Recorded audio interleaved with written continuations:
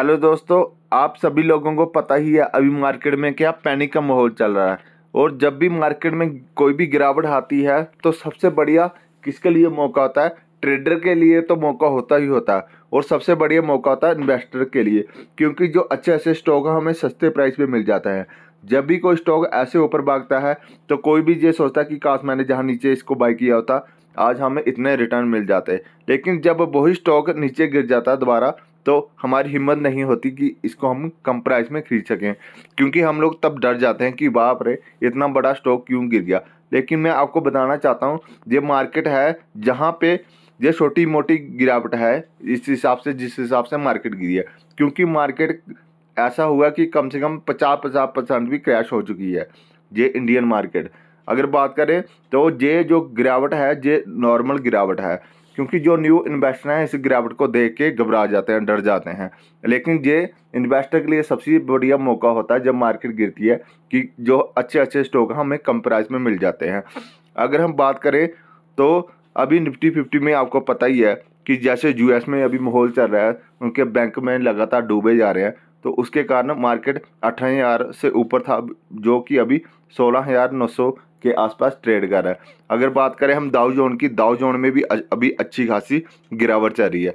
तो अगर हम बात करें पूरे के पूरे जो ग्लोबल मार्केट है वो पूरे के पूरे अभी रेड हो चुके हैं, क्योंकि जो जैसे पैनिक आता है यूएस में, यूएस का जो मैक्सिमम जो बिजनेस है यूएस में ही आपको पता है चलता है, उसके कारण पूरे की पूरी कंट्री के ऊपर असर तो पड़ता ही है। इस कारण पूरे के पूरे मार्केट रेड में है। तो अगर हम बात करें कौन से ऐसे स्टॉक हैं जिनमें हमें फोकस करना चाहिए, तो सबसे पहले हमें फोकस करना चाहिए बजाज फाइनेंस। ये इसलिए मैं बोल रहा हूँ क्योंकि ये निफ्टी 50 में सबसे ज़्यादा रिटर्न आपको दे चुका है। जो मेरे जो चैनल के जो व्यूअर हैं वो मैक्सिमम उनको पता ही है, मैं सबसे ज़्यादा डिस्कशन इसी स्टॉक के ऊपर करता हूँ, क्योंकि जब भी रिकवरी होती है मार्केट में सबसे तेज़ यही भागता है, और जब भी गिरावट होती है तो सबसे ज़्यादा गिरावट इसी में होती है, क्योंकि ये हाई बीटा स्टॉक है, इसने रिटर्न भी बहुत ज़्यादा फास्ट देता है। अगर हम इसके बात करें, इसका एक्सपोर्ट था 5750 के आसपास, जो उसने ब्रेक कर दिया है। अगर मार्केट में और भी ज़्यादा पैनिक हो जाता है तो आपको ये 550 के आसपास मिल सकता है। तो देखते हैं अभी मार्केट में किस तरह की सिचुएशन बनती है। तो ये रेट भी दोस्तों बुरा नहीं है। अगर किसी के पास एक भी स्टॉक नहीं है, जहाँ बाय ऑन डिप करना चाहता है तो जहाँ से वो आके स्टार्ट कर सकता है। इसके बाद हम बात करते हैं एस्ट्रल लिमिटेड। एस्ट्रल लिमिटेड का प्राइस 1700 से 1800 चल रहा था। सडनली इसमें इसलिए गिरावट होगी क्योंकि इसमें 1/3 का बोनस मिला है, जो कि आपके डीमैट अकाउंट में 7 से 8 दिन में आपको मिल जाएगा। यानी जिसके पास 3 शेयर हैं उनको एक एक्स्ट्रा ऑर्डिनरी शेयर मिल जाएगा। तो अगर हम बात करें अभी ये 1300 यानी 1350 के आसपास ट्रेड कर रहा है। अगर हम इसके 5 साल के रिटर्न देखेंगे तो लगभग इसने 250% के रिटर्न दिए हैं। इतने शानदार रिटर्न दिए इसने 250% के। लेकिन ये ऐसे सीधा नहीं ऊपर गया, इसके बीच देखो कितनी कितनी बड़ी गिरावट देखने को मिली। ये कोविड की गिरावट है, ये जहाँ पे आके अच्छी गिरावट मिली थी, और अभी सेम सिचुएशन दोबारा इसमें गिरावट में रही है। तो ये एक बढ़िया मौका है इसको दोबारा एक्यूमुलेट करने का। तो अगर हम इसके सपोर्ट की बात करें, जो कि 1350 के आसपास था, जो शायद इसने अभी ब्रेक कर दिया है, और हो सकता है आपको ये नीचे आके 1300 की रेंज में, जहाँ और भी ज़्यादा मार्केट में पैनिक होगा तो आपको ये 1250 की रेंज तक मिल सकता है।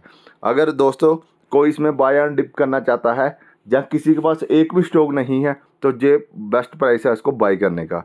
इसके बाद हम बात करते हैं LTI माइंट्री।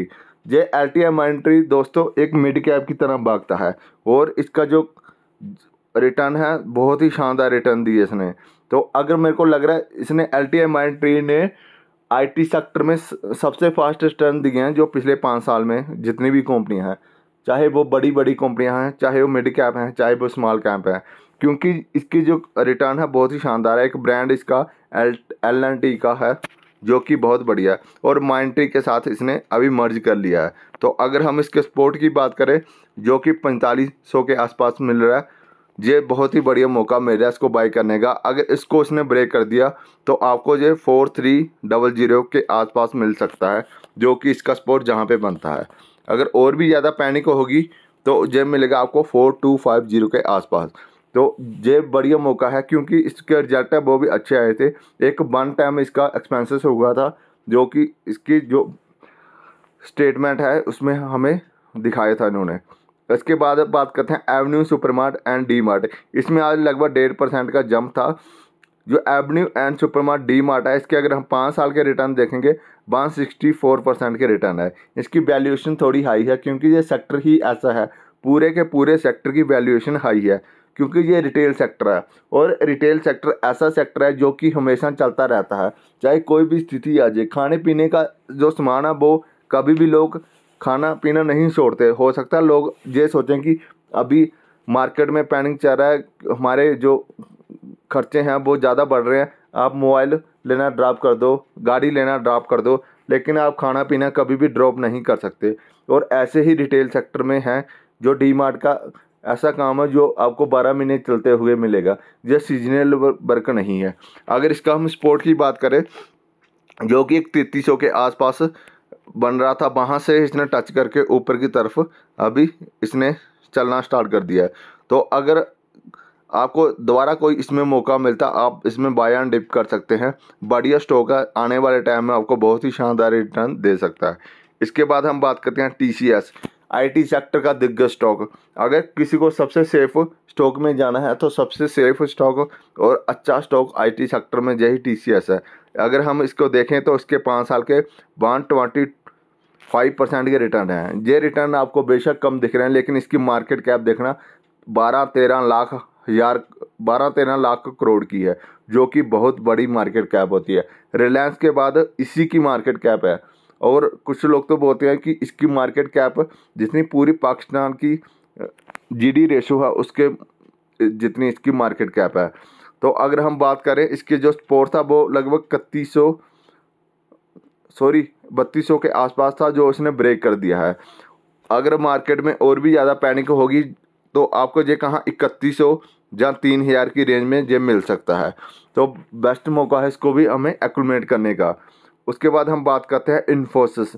ये भी TCS के बाद इसी का नंबर आता है किसमें, IT सेक्टर में।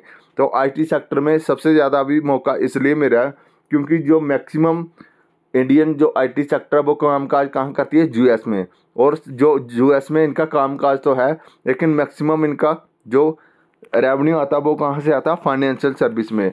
और अभी दिक्कत कहाँ चल रही है कि बैंकिंग सेक्टर में, जो कि US में आपको पता ही है कि जो क्राइसिस आया SBB बैंक का, तो उसके कारण अभी मैक्सिमम इनके शेयरों में इतनी बड़ी गिरावट हो चुकी है। तो फ्यूचर में आके ये बहुत ही बढ़िया रिटर्न आपको देने ही वाले हैं क्योंकि ये पैनिक थोड़े टाइम के लिए है और जो इनका बिजनेस है वो लॉन्ग टर्म के लिए चलना ही चल रहा है। तो आप इसके ऊपर भी फोकस कर सकते हो। इसका एक 1400 के आसपास एक प्राइस सपोर्ट बन रहा है, जो अगर इसने ब्रेक कर दिया तो आपको ये कहाँ पे मिल सकता है, 1350 के आसपास। इतनी बड़ी कंपनी जो कि 1650 ऊपर थी वो अभी गिर के इतने नीचे आ चुकी है। और ये इतने बड़े स्टॉक है ना, ब्लू चिप स्टॉक है, इनको अगर 10% भी गिरना हो तो बहुत बड़ी मार्केट में कोई खबर चाहिए। तो अभी ये कितना 15 से 20% गिर चुके हैं। बहुत ही बढ़िया मौका है इनको एक्यूमुलेट करने का। तो अगर दोस्तों आपको वीडियो अच्छी लगी अपने दोस्तों के साथ शेयर कीजिएगा, मेरे चैनल को सब्सक्राइब करके बेल आइकन को दबा दीजिएगा, आपको नए वीडियो का ऑप्शन मिलता रहे। थैंक यू दोस्तों।